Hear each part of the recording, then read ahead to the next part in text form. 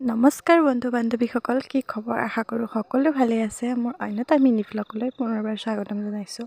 আমি গৈ আছোঁ ওচৰৰে খুৰী এজনী ঘৰলৈ, মানে খুৰীজনী ছোৱালীজনীয়ে মানে এবাৰ মেট্ৰিক দিব, তাৰ কাৰণে আহিছিলোঁ খবৰ ল'বলৈ। আৰু এইফালে আহি দেখিছে এনেকুৱাকৈ ফুলৰ ওচৰত ফটো উঠি আছে, আমিও উঠিলোঁ।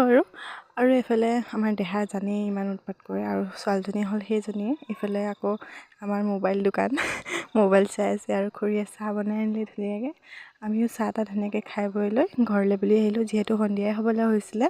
এইফালে দেহা দেখিছেনে, বতাহ মাৰি আছে কাৰণে মায়ে এনেকৈ তাক চলখনে মেৰিয়াই লৈছে। আৰু এইফালে আমি আহি আছোঁ, আৰু এইটো আকৌ মোবাইলৰ মুখৰ আগতে উলিয়াব ধৰিছিলে, কিন্তু মই ওলাবলৈ নিদিলোঁ।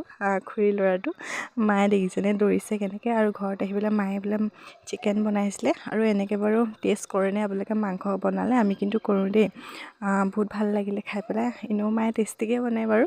আৰু এইফালে আমি বনালোঁ মিঠৈ লাডু কেইটামানো বনালোঁ, মানে চাহ তাহ খাবলৈ আমি বনাই থাকোঁ বাৰু।